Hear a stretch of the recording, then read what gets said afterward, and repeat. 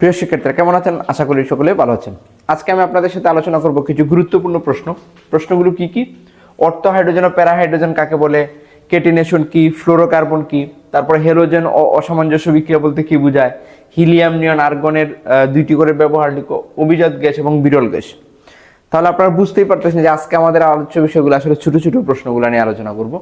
তবে এদের মধ্যে একাধিক প্রশ্ন আছে যারা বড় প্রশ্ন হিসেবে চলে আসে অনেক ক্ষেত্রে। অসামঞ্জস্য বিক্রিয়া বলতে কি বোঝায় উদাহরণ সহ লেখা, তারপরে হিলিয়াম নিয়ন আর্গন ক্রিপ্টনের ব্যবহারগুলো চলে আসে। চলুন তাহলে আমরা প্রথমেই যে প্রশ্ন আলোচনা করব, অর্থ হাইড্রোজেন এবং প্যারা হাইড্রোজেন আসলে কাকে বলে। স্যার, আমরা জানি হাইড্রোজেন একটা দ্বিপরমাণুক অণু। হাইড্রোজেন একটা কি?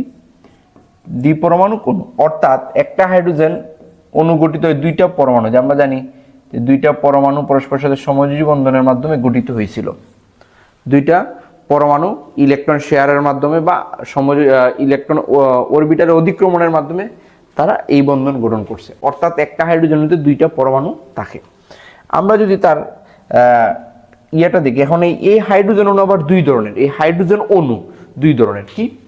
অর্থ হাইড্রোজেন এবং প্যারা হাইড্রোজেন। পরমাণু কিন্তু না, অণু। হাইড্রোজেন অণু দুই ধরনের, একটা হলো অর্থ হাইড্রোজেন অণু আর একটা হলো প্যারা হাইড্রোজেন অণু। এখন আসেন যে অর্থ হাইড্রোজেন অণু কি। আমি যদি একটু চিত্রটা আঁকতে চাই,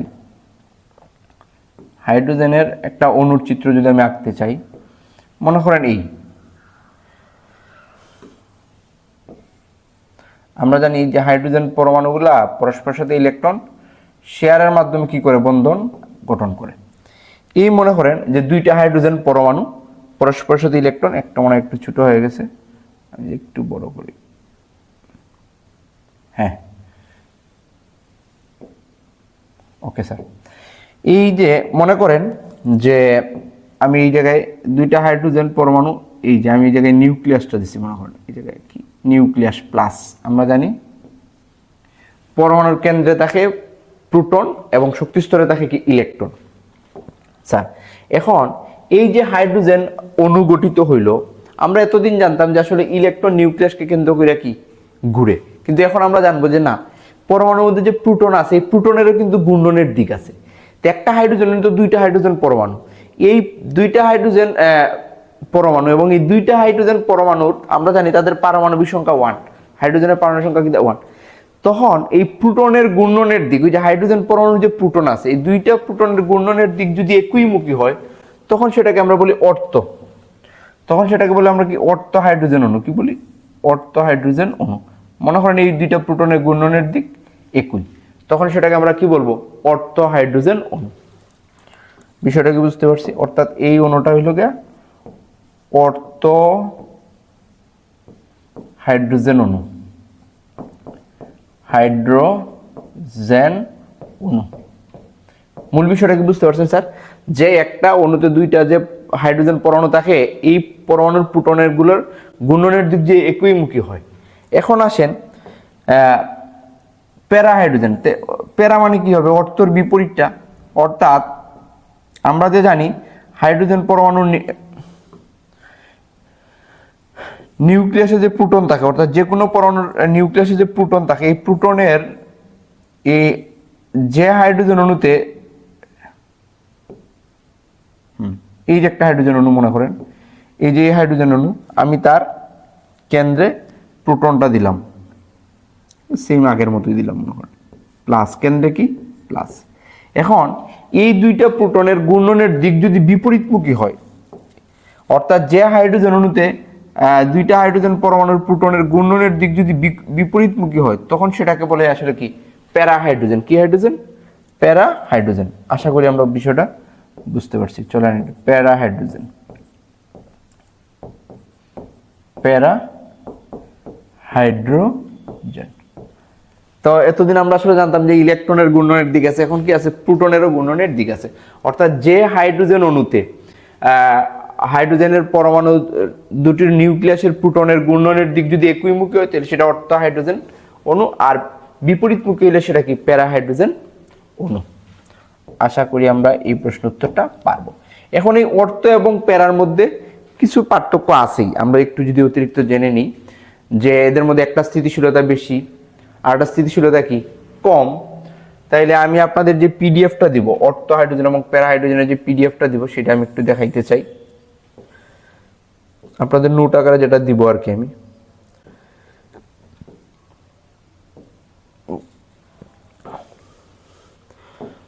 লেখাটা কি দেখা যাচ্ছে?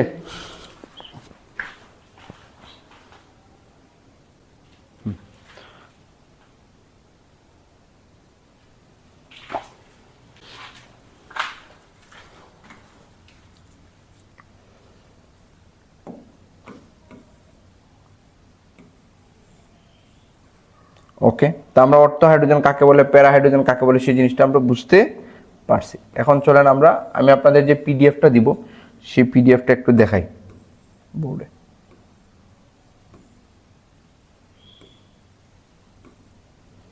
ওকে, তো এই জায়গায় কি আছে দেখেন, যে অর্থ হাইড্রোজেন অণু কি আমরা একটু আগেই বলছিলাম যে হাইড্রোজেন পরমাণুতে হাইড্রোজেন অণুতে পরমাণুর প্রোটনগুলোর ঘূর্ণনের দিক একই, সেটাকে আসলে কি বলা হয়, অর্থ হাইড্রোজেন। প্যারা হাইড্রোজেন কাকে বলে সেটা একটু আগে আমরা বলছি, এই দুইটা চিত্র দেওয়া আছে। এখন আছেন তাদের মধ্যে আসলে পার্থক্য আমরা যদি একটু অতিরিক্ত জেনে নিই, যে অর্থ হাইড্রোজেনের অভ্যন্তরীণ শক্তি বেশি, অর্থাৎ তার অভ্যন্তরীণ শক্তি কিটা বেশি, অর্থ হাইড্রোজেনের অভ্যন্তরীণ শক্তি বেশি, হাইয়েস্ট, আর এর অভ্যন্তরীণ শক্তি কি হবে, কম। অর্থ হাইড্রোজেন অধিক স্থায়ী, প্যারা হাইড্রোজেন কম স্থায়ী। আচ্ছা, পরম শূন্য তাপমাত্রায় শূন্য, আর এটা কি 100%, মানে এই স্থায়িত্বের ক্রমটা যেটা বলছে আর কি। অর্থাৎ আমরা এটা একটু অতিরিক্ত জেনে নেওয়ার জন্য এই দুইটা বৈশিষ্ট্য করে দিলাম আর কি, যদি পার্থক্য বলে ওরা। আর বায়ুর তরলীকরণ তাপমাত্রা 50%, তারও 50%। কক্ষ বা উচ্চ তাপমাত্রা এটা 75%, আর এটা কি 25%, পর্যাপ্ততার পরিমাণ আর কি। তাইলে আমরা আসলে অর্থ হাইড্রোজেন এবং প্যারা হাইড্রোজেন কাকে বলে সেই বিষয়টা আমরা বুঝতে পারছি আশা করি। এটা আমরা একটু জেনে নিলাম।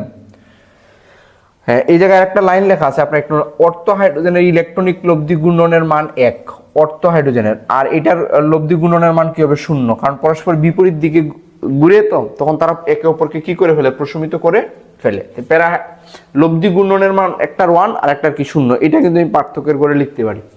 সংজ্ঞা আসলে আমরা এইগুলো না লিখলেও চলবে, যদি কোনো পার্থক্য আসে আর কি।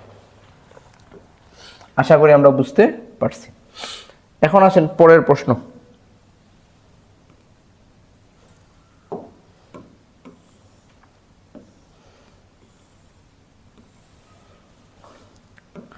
পরে আমাদের কি প্রশ্ন আছে, পরের প্রশ্নটা হলো কেটিনেশন ও ফ্লোরোকার্বন কাকে বলে।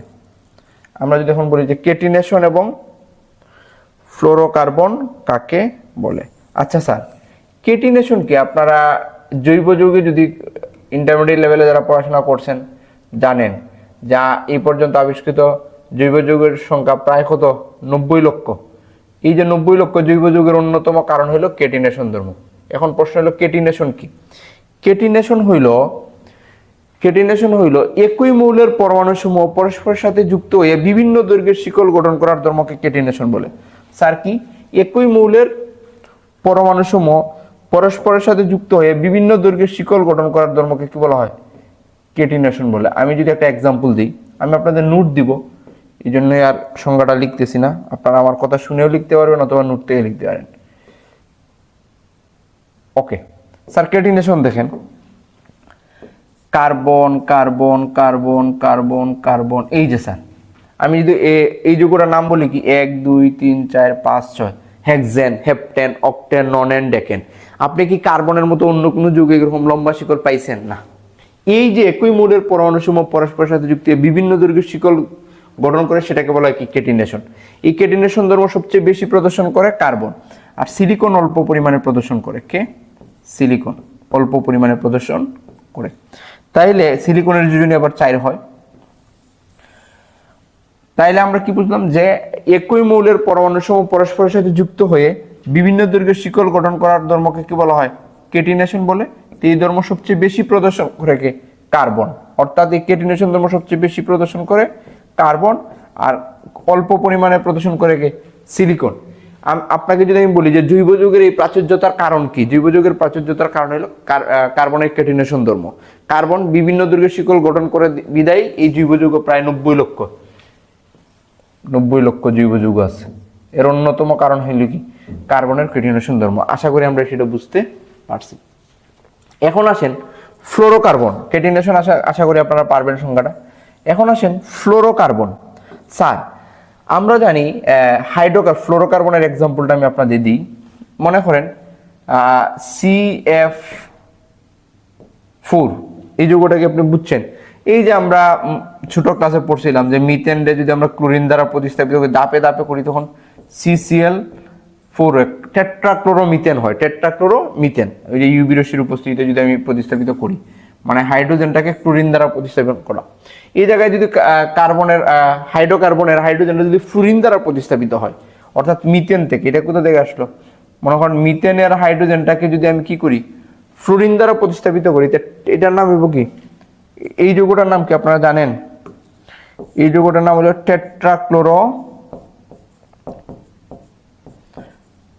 টেট্রাক্লোরোমিথেন, জাতক পদ্ধতিতে নামকরণ। টেট্রাক্লোরোমিথেন বা কার্বন টেট্রাক্লোরাইড বলি, ঠিক যেরকম। তখন এটার নাম কি হবে? টেট্রাক্লোরোফ্লোরোইথেন মিথেন। ক্লোরোর জায়গায় কি হবে? ফ্লোরো।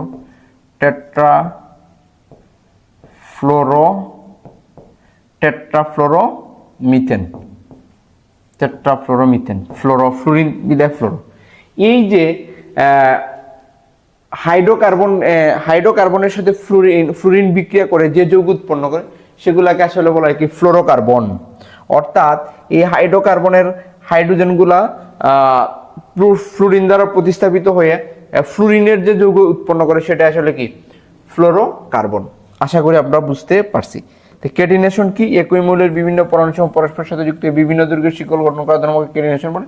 আর ফ্লোরোকার্বন কি? যারা ফ্লুরিনের সাথে বিক্রিয়া করে যে সকল যৌগ উৎপন্ন করে, সেটা আসলে ফ্লোরোকার্বন।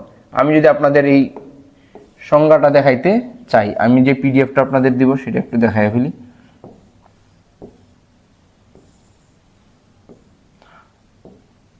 ওকে, তো দেখেন আমরা যদি বলি ফ্লোরোকার্বন, ফ্লুরিন হাইড্রোকার্বনের সাথে বিস্ফোরণ সহ বিক্রিয়া করে যে ফ্লুরিনযুক্ত যে সকল হাইড্রোকার্বন উৎপন্ন করে, যে সকল হাইড্রোকার্বন জাতক যৌগ উৎপন্ন করে, সেটাই আসলে কি?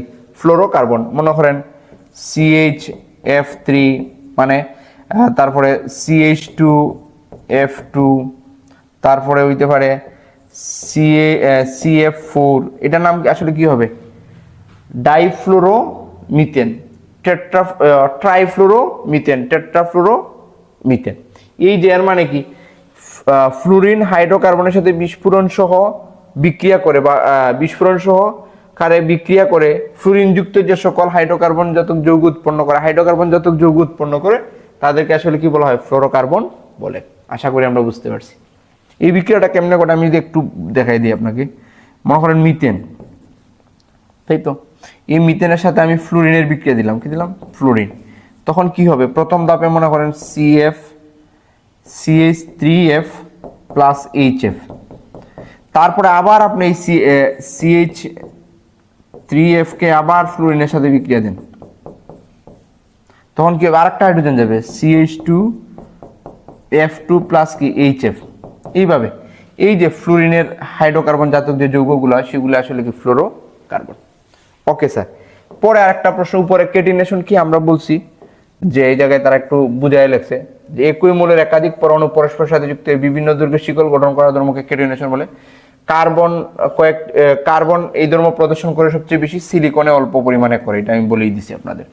এখন আরেকটা প্রশ্ন আছে আমার পরের যে প্রশ্নটা, আশা করি আমরা এই কেটিনেশন এবং ফ্লোরোকার্বন বিষয়টা বুঝতে পারছি। আচ্ছা, এখন আমরা পরের প্রশ্নগুলো দেখবো, যে হেলোজেন এবং অসামঞ্জস্য বিক্রিয়া। হেলোজেন কি? এটা আমরা আসলে জানি, অবশ্যই সবাই জানা উচিত। হেলোজেন কি? এটা আমাদের সবারই জানা উচিত। পরে আমাদের যে প্রশ্নটা আছে, হেলোজেন এবং অসামঞ্জস্য বিক্রিয়া।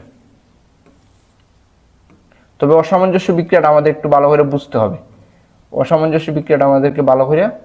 বুঝতে হবে। তো চলুন, হেলোজেন কাকে বলে? Sir halogen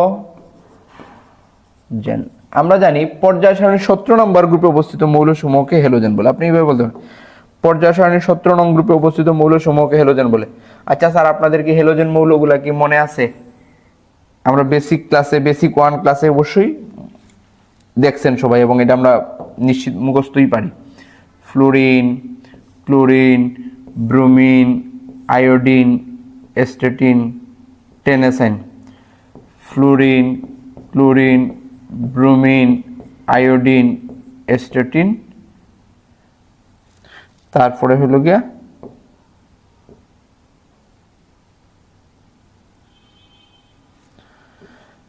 টেনেসাইন, T S.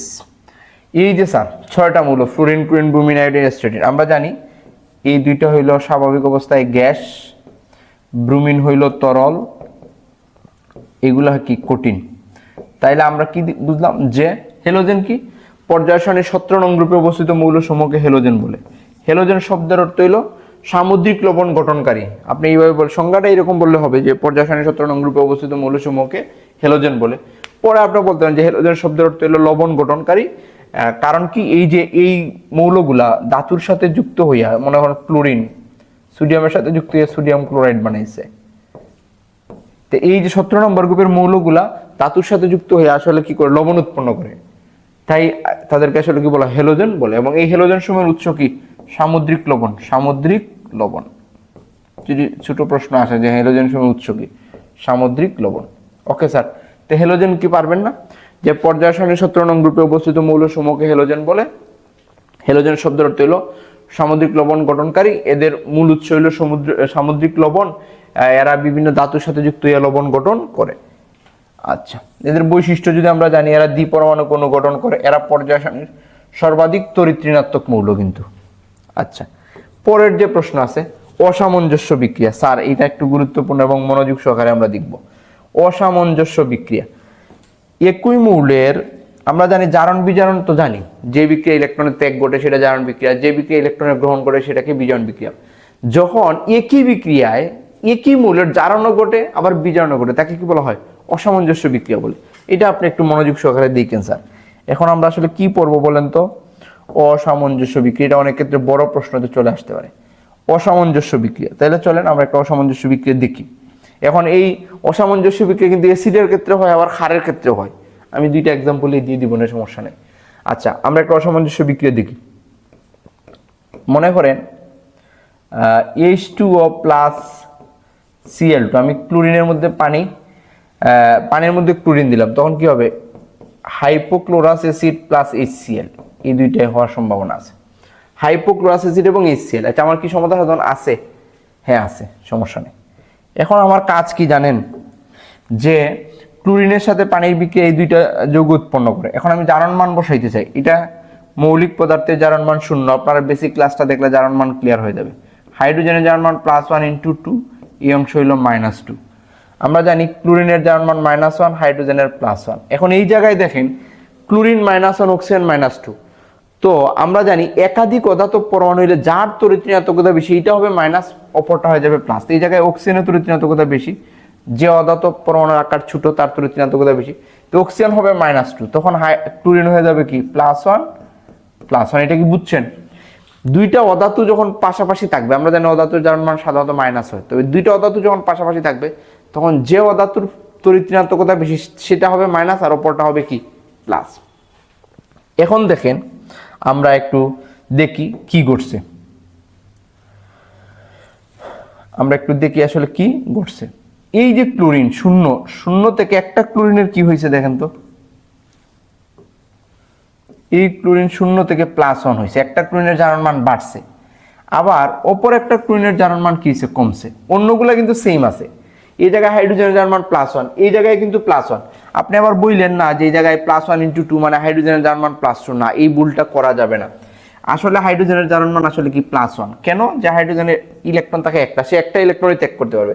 অনেকেই আসলে কি করে বলে H2+ লিখে ফেলবে, এটা মারাত্মক এবং গুরুতর অন্যায়। এটা টিচার দেখলে অবশ্যই আপনার পরীক্ষা খারাপ হয়ে যাবে, জীবনে ভুল করিয়েন না। কারণ হাইড্রোজেনের একটা ইলেকট্রন আছে, সে একটা ইলেকট্রনই ত্যাগ করতে পারবে, সে কিন্তু দুইটা ত্যাগ করতে পারবে না। তাই আমরা অনেকে মনে করি যে হাইড্রোজেনের জারণ মান +2, এই জায়গায় হয়েছে +1, মানে বিজারণ ঘটছে, তার জারণ মান কমছে না। আসলে সবসময় বিপদে পড়লে একাই যাইতে হয়, আপনি জারণ মানটা সবসময় একটা পরমাণু চিন্তা করবেন। এই জায়গায় +1 × 2 মানে +2 না, হাইড্রোজেনের জারণ মান আসলে কি +1, দুইটা দেখায় +2 হয়েছে। আচ্ছা এখন আসেন যে ক্লোরিনের কি করছে, জারণ মান বাড়ছে। আমরা জানি জারণ মান বাড়লে হয় জারণ বিক্রিয়া, কি বিক্রিয়া, জারণ বিক্রিয়া। আর জারণ মান কমছে 0 থেকে -1 হয়েছে, সেটা কি বিজারণ বিক্রিয়া। এই যে স্যার ক্লোরিনেরই জারণ ঘটছে, আবার ক্লোরিনের কি ঘটছে, বিজারণ ঘটছে, সুতরাং এটা একটা অসামঞ্জস্য বিক্রিয়া। আমরা কি বুঝতে পারছি, এটা একটা অসামঞ্জস্য বিক্রিয়া। তো অসামঞ্জস্য বিক্রিয়া কাকে বলে, যে বিক্রিয়ায় একই পরমাণুর একই সাথে জারণ এবং বিজারণ উভয়টাই ঘটে, অর্থাৎ জারণ মান বৃদ্ধিও পায় হ্রাসই পায়। ক্লোরিনের জারণ মান এক জায়গায় বৃদ্ধি পাইছে আর এক জায়গায় কি হয়েছে, হ্রাস পাইছে, সুতরাং এটা অসামঞ্জস্য বিক্রিয়া। আমি আপনাকে যে পিডিএফটা বা নোটটা দিব সেটা আমি একটু দেখাইতে চাই।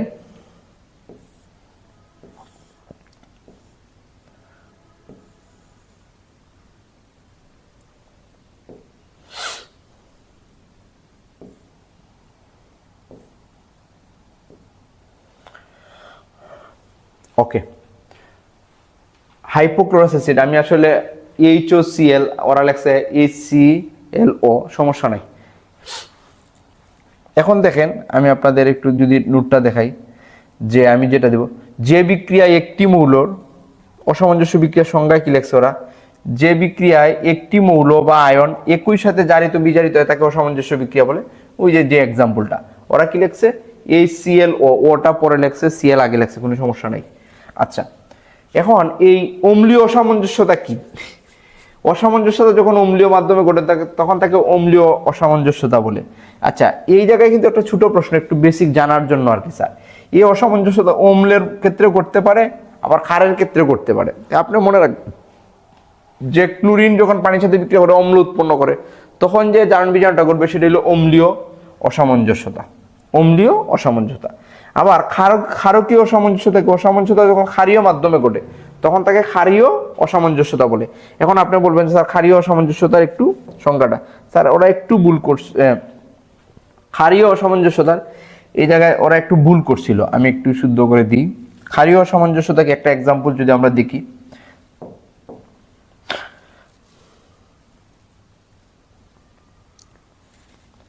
চলেন এই জায়গায় আমরা কি করব, ক্লোরিনকে ক্ষারের সাথে বিক্রিয়া দিব, সোডিয়াম হাইড্রোক্সাইড, আমরা জানি যে সোডিয়াম হাইড্রোক্সাইড ক্ষার। এখন এই জায়গায় প্রোডাক্ট হবে সোডিয়াম ক্লোরাইড NaCl, আবার সোডিয়াম ক্লোরেট NaOCl, এটা হলো সোডিয়াম হাইপোক্লোরাইট, এই যৌগটার নাম কি, সোডিয়াম হাইপোক্লোরাইট, আর সাথে হইল পানি। ওকে ওকে স্যার, আমি এই জায়গায় আমার এটা মুছে ফেলি, সমস্যা নেই। আপনারা আমার অঞ্জনরা ইউটিউব চ্যানেলটা সাথে থাকবেন, অনেক প্রয়োজনীয় ভিডিও পেয়ে যাবেন। আর আমার কার্বন টিউটোরিয়াল একটা পেজ আছে যেখানে আপনাদের বিভিন্ন সময়ে সাজেশন, নোট এবং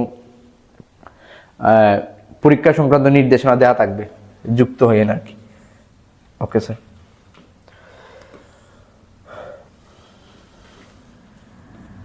আচ্ছা তো আমি এই জায়গায় বিক্রিয়াটা কি লিখছি দেখেন তো, ক্লোরিনকে আমি ক্ষারের সাথে বিক্রিয়া দিলাম, তখন হয়েছে সোডিয়াম ক্লোরাইড, সোডিয়াম হাইপোক্লোরাইড, এই যৌগটার নাম কি, সোডিয়াম হাইপোক্লোরাইড। OCl যখন একখানে থাকে তখন এটা হাইপোক্লোরাইড হয়ে যায়, এটার নাম হলো সোডিয়াম হাইপোক্লোরাইড,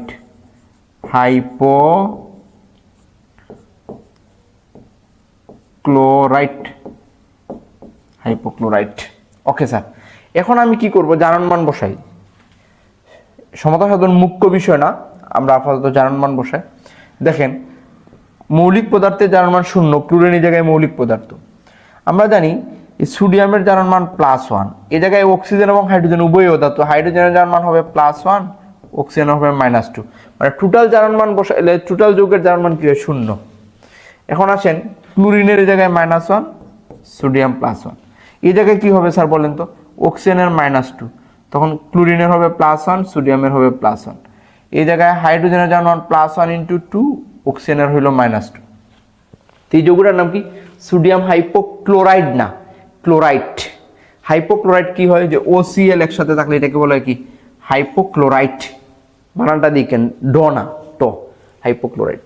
ওকে স্যার, আমি তাহলে আমরা আসলে এই জায়গায় কি দেখলাম, যে ক্লোরিনকে যখন আমি ক্ষারের সাথে বিক্রিয়া দিই তখন এই ঘটনাটা ঘটে। আমি এখন দেখি কার জারণ ঘটছে, কার কি করছে, বিজারণ ঘটছে। দেখেন ক্লোরিন 0 থেকে -1 হয়েছে, কমছে 0 থেকে, এটা হলো বিজারণ, কি করছে, বিজারণ। Okay sir. আবার ক্লোরিন 0 থেকে +1 হয়েছে, সেটা কি, জারণ। যেহেতু ক্লোরিনের জারণ এবং বিজারণ দুইটাই করছে, সুতরাং সেটা কি একটা অসামঞ্জস্য বিক্রিয়া। যেহেতু এই জায়গায় এই যে ক্ষারের সাথে বিক্রিয়া করছে, অসামঞ্জস্যতা যখন ক্ষারীয় মাধ্যমে ঘটে তখন তাকে কি বলা হয়, ক্ষারীয় অসামঞ্জস্যতা বলে। এই জায়গায় ওরা একটু ভুল করছে, ওরা এই জায়গায় NaOC লিখে ফেলছে, সি তো হবে না, Cl হবে, সোডিয়াম হাইপোক্লোরাইড। আশা করি আমরা এই হ্যালোজেন কি অসামঞ্জস্যতা বিক্রিয়া কাকে বলে সেই জিনিসটা আমরা পারবো। ওকে স্যার, এখন আমরা পরবর্তী প্রশ্নগুলো একটু দেখব।